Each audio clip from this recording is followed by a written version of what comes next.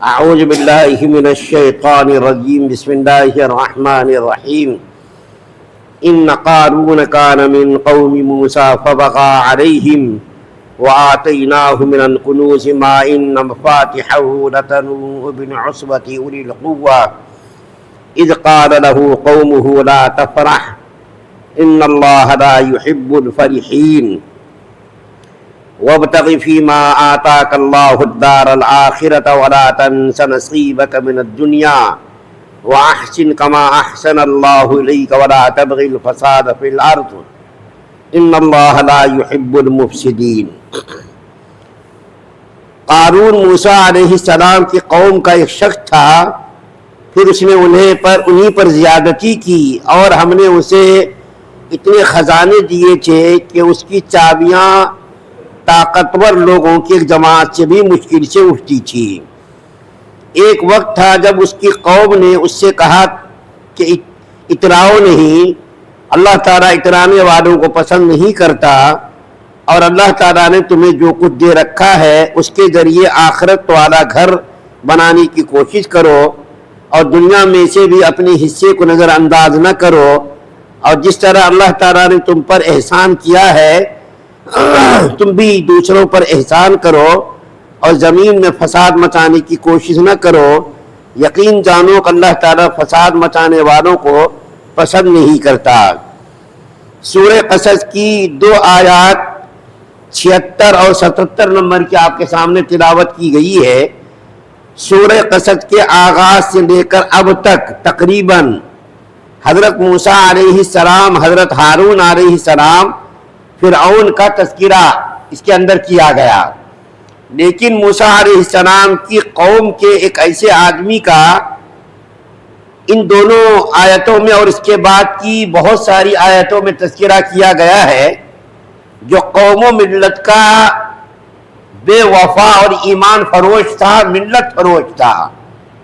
ہر قوم میں، ہر ملت میں کچھ ایسے لوگ ضمیر فروش ہوتے ہیں جو اپنی قوم کے خلاف غداری کرتے، اپنی قوم کے خلاف بے وفائی کرتے، اور جتنا نقصان اپنی قوم کا بے وفا اور اپنی قوم کا ملت فروش آدمی کرتا ہے اتنا نقصان غیر اور دشمن بھی نہیں کرتا۔ مسلمانوں کا المیہ بھی یہی ہے کہ مسلمانوں میں سے بہت سارے ایسے ملت فروش، ضمیر فروش، ایمان فروش آپ کو مل جائیں گے جو حکومت کی چاپلوسی، حکومت کی خود غرضی اور حکومت کی ہاں میں ہاں ملانے والے لوگ ہیں۔ اسی قسم کا یہ آدمی بھی تھا، یہ قارون جو تھا اسی قسم کا آدمی تھا تو یہ بنی اسرائیل کا آدمی، یہاں تک کہ لکھا ہے قرآن کے اندر، خود ذکر اس کا آیا ہے کہ بنی اسرائیل میں سے ہی یہ تھا، اور بنی اسرائیل میں سے بھی اتنا موسیٰ علیہ السلام کا قریبی تھا، چچا جات بھائی، اور بعض لوگوں نے کہا خلیرہ بھائی، بعض لوگوں نے کہا یہ حضرت موسیٰ علیہ السلام کا چاچا تھا۔ یہ قارون فرعون کا چاپلوس آدمی تھا اور بنی اسرائیل کے خلاف یہ جاسوسی اور مخبری کرتا تھا، اور فرعون نے بنی اسرائیل کی مخبری کے لیے، جاسوسی کرنے کے لیے اس قارون کو متعین کر رکھا تھا، کیونکہ بنی اسرائیل کی حقیقت اور بنی اسرائیل کی باریک چیزوں سے یہ واقف تھا، اور اس کے بارے میں لکھا ہے کہ یہ اس کی آواز اتنی بہترین تھی کہ تورات کو جب یہ تلاوت کرتا تھا تو لوگ اس کی تلاوت کو سنتے تھے، آواز بڑی زبردست تھی، اور پوری تورات کا یہ حافظ تھا۔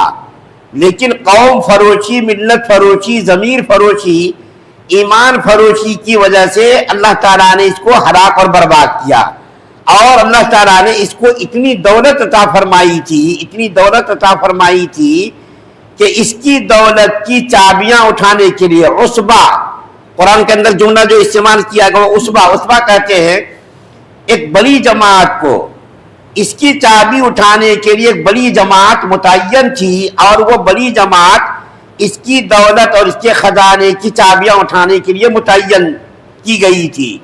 اندازہ لگائیے اس کی دولت کا کیا اندازہ ہوگا اور اس کے پاس کتنی دولت ہوگی کہ چابی اٹھانے کے لیے ایک بڑی جماعت کی ضرورت پڑتی تھی، اور بڑی جماعت کے ذریعے سے ان کی دولت کا خزانہ اٹھانے کے لیے بڑی جماعت کی ضرورت پڑتی تھی. بتائیے دولت کتنی ہوگی. لیکن یہ اپنی دولت پر اتنا اتراتا تھا کہ دولت جب ان کے پاس آئی تو اس دولت کے ذریعے سے بجائے یہ فلاحی کام کرنے کے اور لوگوں کی بھلائی کے کام کرنے کے، یہ جو ہے لوگوں پر ظلم زیادتی کرنے لگا. ایک تو اس کے اندر کبر اور غرور پیدا ہو گیا. جب دولت آتی ہے، عہدہ اور منصب آتا ہے تو آدمی کے اندر کبر اور غرور پیدا ہو جاتا ہے. یہ جو قارون تھا، یہ فرعون کا جو چونکہ یہ آدمی تھا اور یہ مخبری کرتا تھا اور یہ موسیٰ علیہ السلام سے بھی عداوت اور کینہ رکھتا تھا. اس کی وجہ علماء نے یہ لکھی ہے کہ موسیٰ علیہ السلام سے قارون نے یہ درخواست کی کہ جس طریقے سے آپ نے ہارون علیہ السلام کو اپنا وزیر بنایا ہے، اسی طریقے سے ہمیں بھی کوئی عہدہ اور منصب عطا کر دیجئے. تو موسیٰ علیہ السلام نے کہا کہ نہیں، اللہ تعالیٰ کی طرف سے حکم نہیں ہے. تو اسی وقت سے موسیٰ علیہ السلام کے ساتھ یہ قارون عداوت اور کینہ رکھنے لگا اور موسیٰ علیہ السلام کو نقصان پہنچانے کی کوشش کرنے لگا. اس کے اندر نفاق اور منافقت پیدا ہو گئی اور موسیٰ علیہ السلام کو اور اپنی قوم کو نقصان پہنچانے لگا اور ظلم و زیادتی کرنے لگا، اپنی دولت پر اکڑنے لگا، اترانے لگا. تو قوم کے بہت سارے جو لوگ تھے، خیر خواہ قسم کے لوگ تھے، مہربان قسم کے لوگ تھے، انہوں نے نصیحت کی کہ دیکھو تمہارے پاس جو کچھ اللہ تعالیٰ نے دولت عطا کی ہے وہ اللہ تعالیٰ کی عطا ہے. اس دولت پر اترانا یہ مناسب نہیں، اس دولت پر گھمنڈ کرنا، تکبر کرنا یہ مناسب نہیں. اور اس دولت کو تم فلاحی کاموں میں اور نیک اور بھلائی کے کاموں میں خرچ کرنا شروع کرو. اور دیکھو اس دولت کو آخرت کے بنانے میں تم خرچ کرو. چنانچہ حدیث شریف کے اندر آتا ہے، اللہ کے رسول صلی اللہ علیہ وسلم نے ارشاد فرمایا کہ تمہاری دولت، آدمی کیا کہتا ہے؟ دولت مال کہتا ہے. تمہارا مال اتنا ہی ہے جتنا تم کھا لو اور جتنا تم پہن لو اور جتنا تم مال کو آگے بھیج دو، یعنی آخرت بنانے کے لیے بھیج دو، وہی تمہارا مال ہے. اور جو تم نے چھوڑ دیا وہ تمہارے وارثوں کا مال ہے. تمہارے وارث لڑیں گے، عیش و عشرت کریں گے، تمہاری محنت اور کوشش پر پانی پھیر دیں گے، یہاں تک کہ جب تم مر جاؤ گے تمہارا قرضہ بھی تمہاری اولاد ادا نہیں کرے گی. تو اس طریقے سے تمہارے ساتھ حالات پیش آئیں گے. تو قوم کے خیر خواہ لوگوں نے ان کو نصیحت کی، وصیت کی. لیکن جب آدمی کے اوپر دولت کا نشہ طاری ہوتا ہے، ایک تو شراب کا نشہ ہوتا ہے، بھنگ کا نشہ ہوتا ہے، اسی طریقے سے عہدوں کا بھی نشہ ہوتا ہے، دولت کا بھی نشہ ہوتا ہے، اسی قسم کا نشہ ان کے اوپر بھی طاری ہو گیا. کسی کی نصیحت کا کوئی ان کے اوپر اثر نہیں پڑا، اپنی ضد پر اور اپنی بات پر یہ اڑا رہا. میں اس وقت آپ کے سامنے اس آیت کریمہ کے اندر جو دو چار جملے ہیں وہ قابل وضاحت ہے، اس کی وضاحت کر دیتا ہوں. اور اس کا انجام، قارون کا انجام کیا ہوا، آگے کیا ہے تو اللہ تعالیٰ نے خود بیان کیا ہے، اس کا انجام میں بیان کروں گا انشاءاللہ. ان آیات میں جو دو آیتیں پڑھی گئی ہیں، ان آیات میں ایک جملہ تو ہے عصبہ، جس کی وضاحت میں نے آپ کے سامنے کر دی. عصبہ ایک بڑی جماعت کو کہتے ہیں کہ جو چابی اٹھانے کے لیے متعین تھی، اس کی چابیاں وہ جماعت اٹھاتی تھی. دوسرا کیا ہے جملہ کنوز. کنوز کس کو کہتے ہیں؟ لغت کے اعتبار سے کنوز کے معنی آتے ہیں خزانہ، چھپا ہوا خزانہ، چھپے ہوئے خزانے کو کنوز کہتے ہیں. اور اس شریعت کی اصطلاح میں کنوز کہتے ہیں وہ مال جس مال کی زکوٰۃ ادا نہ کی گئی ہو، جس مال کی زکوٰۃ ادا نہ کی گئی ہو اور مال کے حقوق کو اور حقوق واجبہ کو ادا نہ کیا گیا ہو. حقوق کیا ہیں؟ ایک تو یہ ہے کہ زکوٰۃ فرض ہے تو زکوٰۃ ادا کرنا، اور بیوی بچوں کے حقوق کو ادا کرنا، پاس پڑوس اور عزیز و اقارب رشتہ داروں کے جو حقوق ہیں وہ ادا کرنا. اگر کسی کے پاس اللہ تعالیٰ نے مال و دولت دیا ہے اور مال و دولت کے حقوق کو ادا نہیں کرتا، پاس پڑوس کے حقوق کو ادا نہیں کرتا، زکوٰۃ کی ادائیگی نہیں کرتا، تو ایسے مال کو کہتے ہیں کنوز. اور کنوز کے بارے میں سورہ توبہ کے اندر جو ایک آیت ہے میں آپ کے سامنے بیان کرتا ہوں، اس کے بعد تفسیر کی چونکہ وقت کی گنجائش نہیں ہے. اللہ تعالیٰ نے ایسے لوگوں کے بارے میں مذمت بیان کی ہے جو مال کو جمع کرتا ہو اور جمع کر کے اللہ کے راستے میں خرچ نہ کرتا ہو. ایسے مال کے بارے میں اللہ تعالیٰ فرماتے ہیں کہ ایسے لوگوں کے بارے میں آپ ان کو زبردست عذاب کی بشارت سنا دیجئے. کیا ہے وہ آیت؟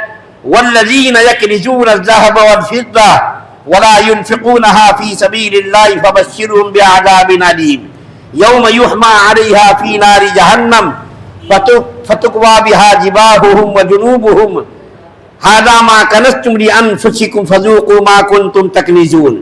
سورہ توبہ کی ایک آیت ہے. اللہ تعالیٰ فرماتے ہیں وہ لوگ جنہوں نے سونے چاندی کو جمع کر کے رکھا اور سونے چاندی کو جمع کر کے اس کی زکوٰۃ ادا نہیں کی تو اس کے بارے میں اللہ فرماتے ہیں فبشرہم بعذاب علیم کہ ایسے لوگوں کو آپ زبردست عذاب کی وہی سنا دیجئے. قیامت کے دن ایسے لوگوں کے بارے میں فرمایا اللہ نے قرآن میں کہ اس مال کو جہنم کی آگ کے اندر پکایا جائے گا. اس آگ کے اندر پکا کر کے اس کی پہلو کو، اس کی پیشانی کو، اس کے بازو کو، آجو بازو کو اس سے داغ دیا جائے گا. وہ پیسہ جس کی زکوٰۃ نہیں نکالی گئی، ایسے پیسوں کو جہنم کے اندر ٹپا کر کے پہلوؤں کو اور بازوؤں کو، پیشانیوں کو داغا جائے گا.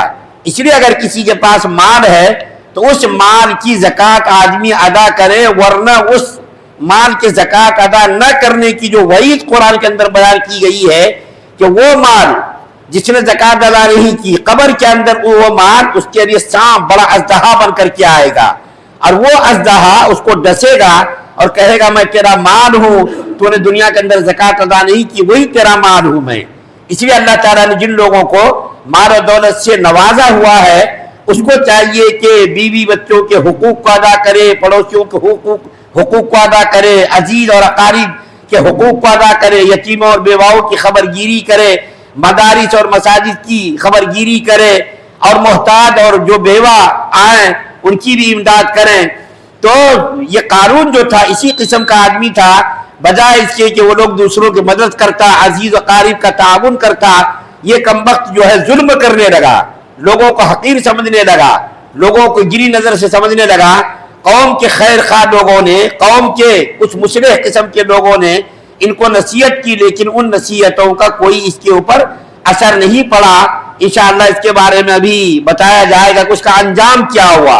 اس کا انجام اگر بیان کروں گا تو باقی کی دلچسپی ختم ہو جائے گی. اس لیے اس کا انجام بیان کرنے کے بجائے انشاءاللہ مستقل ایک مجلس میں اس کا انجام اور اس کی ہلاکت اور بربادی کے وہ جو واقعات قرآن کے اندر بیان کیے گئے اور احادیث کے اندر اور اس کا انجام جو بیان کیا اس کو بھی انشاءاللہ بیان کیا جائے گا. اللہ سے دعا ہے اللہ ہم سب کو سننے سے زیادہ عمل کرنے کی توفیق عطا فرمائے. سبحان اللہ بحمدہ، سبحانک اللہم وبحمدک ونشہد ان لا الہ الا انت